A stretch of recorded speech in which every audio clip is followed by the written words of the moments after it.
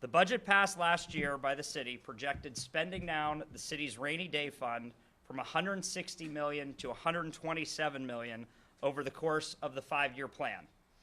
However, the actual numbers show that the rainy day fund will be down to $84 million in 5 years. As best practices, we want to put out accurate 5-year projections. The budget also said that we were going to end last year with a small surplus. But according to an unaudited end-of-year financial report, the city of Pittsburgh ended 2025 with an $8.6 million deficit. This includes spending over $20 million more on overtime than we had budgeted. Since taking office, we have analyzed both the 2026 budget and the 5-year financial forecast, and we have obviously some serious concerns. There are a lot of false assumptions in these budgets. For example, the city's healthcare contribution assumed only a small increase in healthcare from 2025 to 2026. In reality, we need to add over $9 million in 2026 and an additional $4 million in 2027. Our projected fuel costs were already too low, and now due to global events, prices are going up even more. So we need to add at least $500,000 to this year's budget for our fuel costs. Emergency bridge maintenance and city emergency boiler and roof repairs were also underfunded. We need to ensure the safety of the public and city staff in our facilities. We need to add over $2.5 million to this year's budget to address this. Under Act 47, the city created a special trust for post-retiree healthcare. We were supposed to put money into that fund each year to build it up in case of an emergency. Instead, the budget funded for that line item were entirely used by emergency funds last year. At that budget rate of spending, 60% of that fund will be used up by 2030. So that will cost us an additional $6 million this year and next year to get that fund back up to the right place. By contract, we are also obligated to pay into our annual capital repair fund for 412 Boulevard of the Allies office building. But that line item is also underfunded this year by $250,000. There are numerous city positions, especially in the Office of Community and Health and Safety, that are grant funded with no long-term financial plan to pay for these positions once those grants expire.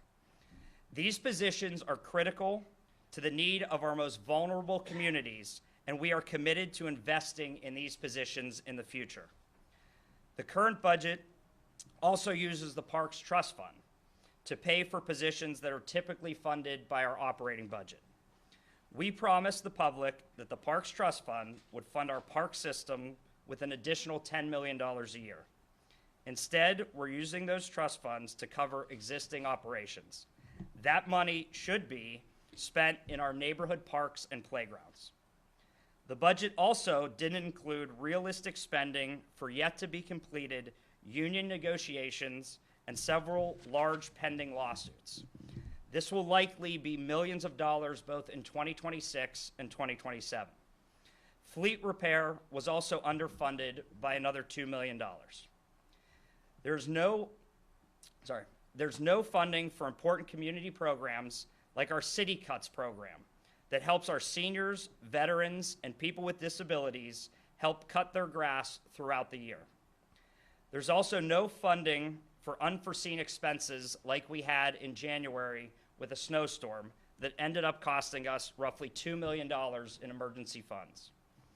It's important that revenue projections are accurate, but this budget also assumes getting $1.9 million from red light camera program that has not yet existed. We should not be expecting to gain any revenue from that program this year. Moving forward, I'd like to first thank a number of elected officials who are here today. Our controller, Rachel Heisler, who has blown the whistle on this for the last couple of years. Our City Council Finance Chair, Erica Strasburger, who also wrote a letter about this issue. Our council leadership, we're here with Councilman Wilson, who was in our office talking about this a couple weeks ago, and Council President Lavelle, who currently, I believe, is at the URA board meeting. We knew, taking this job, that we were going to walk into a situation where we would have to tighten our belts. But the reality is much worse than we thought. And my promise to Pittsburgh is honest and transparency. We cannot solve this financial crisis without being honest and transparent with the public. My team will reopen the budget to get to work on trying to fix this situation. We didn't get here in a year. A solution isn't going to happen overnight or over 1 year. It's going to take prudent and responsible leadership over the next several years to get us back on track. Right now, we are not currently considering any new taxes, any layoffs, or significant cuts to city services. We'll be watching every dollar and looking at every single contract. I will work with the controller, city council leadership on this project, as well as I have to give a special thank you to Rhea from our budget office, as well as Chief of Staff Gilman, who has gone through line item for line item since day one we got here. And I also have to thank council. Last year they took a difficult vote on taxes, and these numbers would be way worse if they did not stand up and show leadership last year. But we will need to get back to the basics and focus on core services of city government. As we review the budget in the next couple of weeks and we figure out the next couple of years, my promise to the residents of Pittsburgh is responsible leadership, transparency, and delivering a city that works for all of you. I assume there's going to be questions. Mayor, you're saying there's not going to be any tax increase or cutbacks or layoffs. Well, where are you going to get the money to fix this hole? Yeah, so there's a number of things. So first, I think we have to have the mindset of growth is number one. And if you look at what we have started to propose, growing our tax base, investing in future projects so that tax revenue goes up, that we have more residents coming in. We cannot, and I said this, in my prior job, we cannot tax our way out of a decline. So our mode, along with council, it's got to be about pro-growth and opportunities for our residents. But it's not going to happen in a year. Well, that's what I said. So, I mean, for us, it's looking at each line item. There are contracts out there that we know were overspent years ago. And one prime example that could save probably $1.5 million is our comp plan. We want to continue that, but taxpayers shouldn't have to pay for it. So we are already looking at other sources to help fund projects like that. We also have we are having great conversations with outside community organizations, as well as our nonprofits and other industries in Pittsburgh that are willing to step up and help. Obviously, we got off to a good start when it comes to vehicles, especially emergency vehicles, but I think we're looking at those long-term partnerships that can also help benefit us.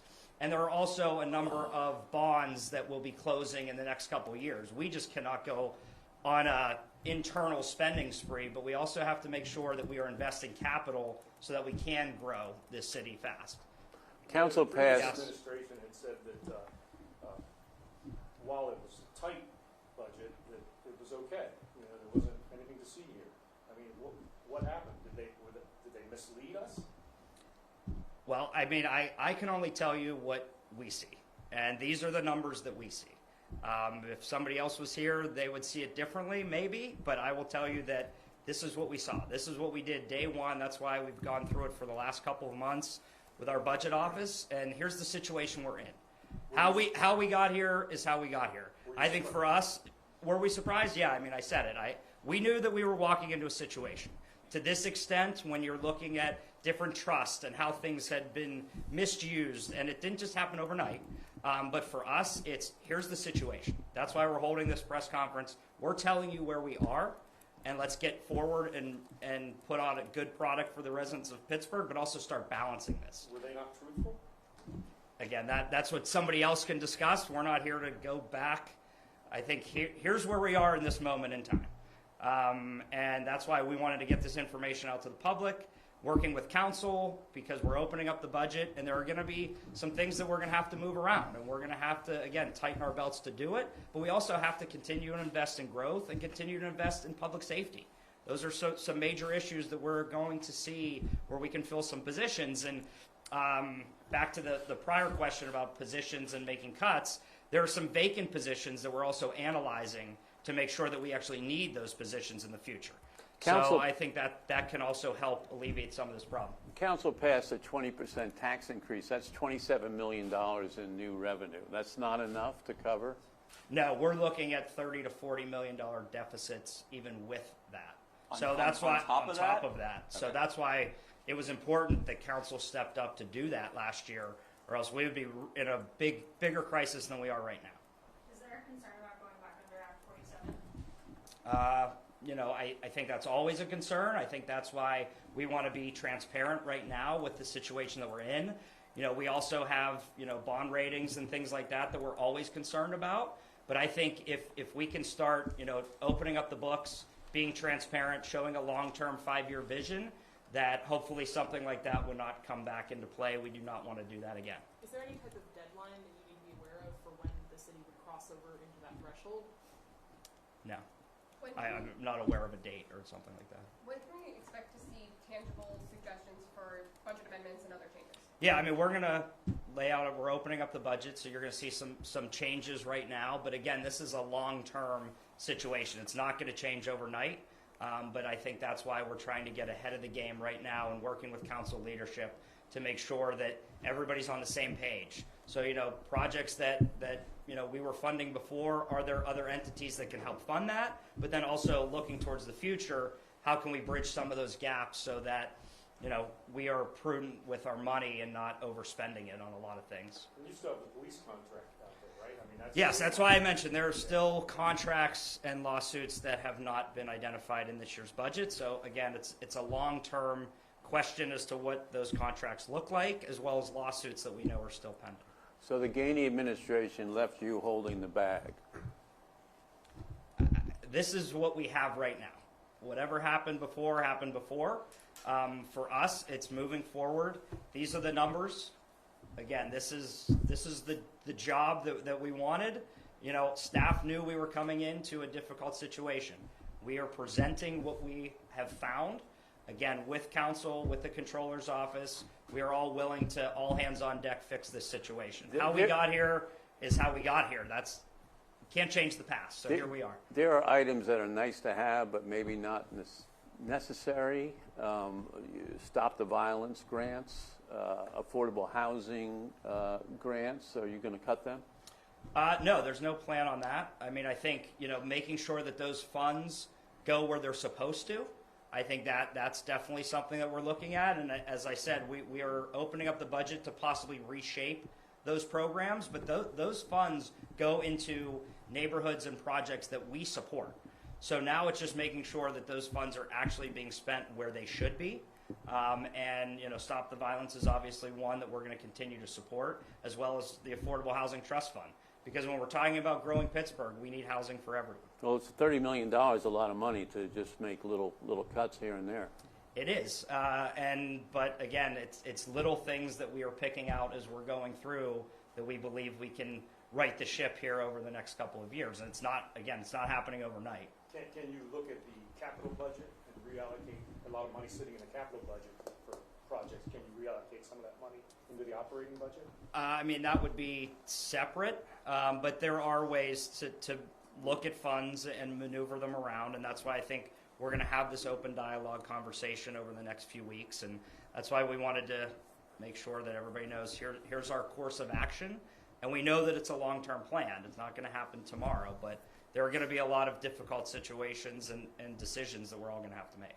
Mayor, can you sort of explain the process? Are you going to be delivering an entirely new budget to council, and if so, when, or just going to be done kind of piecemeal? Yeah, we're opening the week after. So yeah, so we're going to reopen the budget as we have the right to do, and then make some changes. Again, there's going to be some movement. Some of the positions that currently exist, we're probably not going to fill. There are others in public safety that we need for the safety of the residents. So we're looking at all those things. Programs that I just mentioned, city cuts, can't go without spending a couple $100,000 on that. That helps our residents tremendously. So programs that are needed, we are going to continue to fund. I think looking at other programs, working with council, what's needed immediately, I think that's the conversation that we want to have. Do you have budget hearings with council, or how do you do this? I don't believe we would need to go through that process again. But obviously, we can talk to council about that, but we'll present an open, they've opened it before. This is usually what we typically do. You're When a gonna do- you're new gonna do- administration comes in, opens up the budget, here's the changes that we made, council debates it, and then hopefully we come to some agreements on what those changes are. How long do we expect that like process to be? If it's going to be open up next, it's going to open up next week or the week after next? Yeah, hopefully not that long. Okay. I mean, I think we kind of know the direction that we want, and that's why we've already met with council leadership, and we'll talk to other members about what some of those changes will be. But I think our big goal is looking at the 5-year plan longer than just 1 year, and we do have, again, opportunities to save money in the future. As I said, some bonds are closing out, things like that. There's a debt cliff coming up that will also help us for a couple of years. So it's planning out that long-term vision to get us back to a balanced budget. Do you have any idea at this point what would be the biggest or the most significant change you're going to address in the budget? Do you have any idea? I mean, I think there's a couple. It just depends on, again, what you're looking at. But as I mentioned here, there are some things that we have to fund that are underfunded right now. You know, we're not messing with employees' health care, as well as, you know, we got to make sure that we fund our retirees as well. That's something that really stood out throughout this process. Do you call this a crisis, or is this a crisis that would happen if you don't take any action? I mean, I think this is the situation, and we're concerned about it. I do think, you know, the alarm has been sounded for the last year plus, and here we are stepping forward, telling everybody that, you know, this is not going to be tough, or this is going to be tough, and it's not going to be easy, the decisions we have to make. But we still have to put out, you know, the best product we can for our residents, and we're not planning any taxes, any layoffs, and we're not planning to cut any city services. So we have to manage with what we have and do a better job. Last year, we ended the year with a $9 million deficit. We have since raised taxes, another $28 million in revenue. How are we this year predicting a deficit that is 3 to 4 times what we saw last year? What happened differently? Yeah, I mean, I think it's going through all of the other things that we have uncovered, and we laid a number of those out, and we're looking at 30 to 40 million. So, you know, that was a step in the right direction, and again, credit to council for taking that difficult vote last year, but that's still the situation. So without that, it would be even worse right now. Last year, department heads told council that beyond the cuts that they already made, that cutting further would essentially be cutting into services. So what is your thoughts on kind of where you're going to find more things to cut without depreciating the experience of living in Pittsburgh? Yeah, I mean, I think there's a lot of things that we can cut, and it gets down to how are you going to build up to 30 million? It's not just one cut's going to do it. So I think it's... That sounds like a couple departments. It doesn't. We don't have to cut departments. That's not our plan. But I mean, I think there are miscellaneous costs out there that we can save money on that still produces what we want for our residents through departments. And again, I can't speak to what was said last year, but here's the situation that we're in right now. Like what, though? I mean, what sort of miscellaneous cuts? Because, again, the numbers are pretty significant. They are, yeah. I mean, again, when we're talking about comp plans, that was $6 million. We can maybe save a couple here and there. But we're also looking at, again, there's some bonds that are closing that will open up some dollars as well. I think what we're here to tell you is not only was it not budgeted for a long-term plan, but as it was mentioned by one of the questions, you have lawsuits that are still pending, overtime, various things like that we have to take into consideration, which actually get us to that larger number. We just have to make sure that we're funding. Good? Everybody good? Thanks, Mayor. Everybody good? I think so. Were Sorry. there areas that were not fully paid for last year that would help explain the discrepancy between how much money was what we went over a bunch of last year versus how Do you much want to take that was one? paid this year? Like, were there outstanding Yeah, bills? for example, we were. Come on. Thank you. We've been sitting on like over $1 million in invoices for our non-target fleet costs. So that was one of them. In law, I know that we were sitting on some invoices for outside counsel that were several $100,000. So things like that. What portion of the 30 to 40 million is things that the city is legitimately in the hole for, like you just said, that it has not paid for, versus things that you feel like need to be done more Yeah, I mean, I think it's a blend of all of it. That's why we went through a number of different things that you could see, whether it's from, future planning, whether it's, programs that we need to have continue, but also, as you said, lawsuits, union negotiations that are still ongoing. Those are things that we're projecting that's going to cost the city millions of dollars that aren't in the current 5-year plan. And that's where we're projecting that these are what we're seeing if all that stuff goes through. Are you close to any new agreements with outside groups like nonprofits to fund any part of this? I mean, we're still having those conversations, but also when it comes to that, could the money be diverted and spent somewhere else? Yes, but the realistic approach that we've had with our nonprofit community is that money needs to go to benefit the residents. That money cannot go in to fill coffers. So, that money will obviously help this project or this process, but that money has to go directly into the neighborhoods. That's why, ambulances, rec centers, things that we need to stay above board would only help this problem, but we are continuing to have those conversations, yes. When and how was this uncovered, and at what point did you realize that you had reached a level where the budget would need to be completely reopened and address things in a significant way, not just minor? Yeah, I mean, we came, I want to say, day one and started looking. RIA came on 2 weeks later or around that time. But I will say Chief Gilman, to his credit, obviously being on council and being a former chief of staff, came right in and started looking at budget line items, and immediately we knew we had a problem. Now it's just getting all the data correct, making sure that we will put forth an agenda with council, and that was the reason to sit down and take our time with this, not only presentation, but to have everybody on the same page that, look, this is the reality that we're in, and how do we fix it? All right, you good? Worried about the costs of coming up with the St. Patrick's Day parade and the NFL draft over time, considering all of this information today? Yeah, so for overtime for the draft, there was state funding that's coming in to help support us with that, which is beneficial. St. Patrick's Day is baked in because it's usually an annual event, or I know it's an annual event.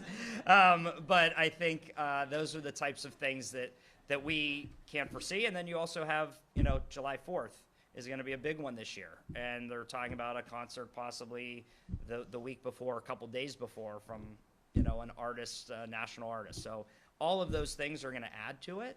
But that's why I think, being transparent and getting out in front of it early is beneficial. Yeah. Can I ask how much the state funding will be getting for the draft, and how much does that Is it mean 3? for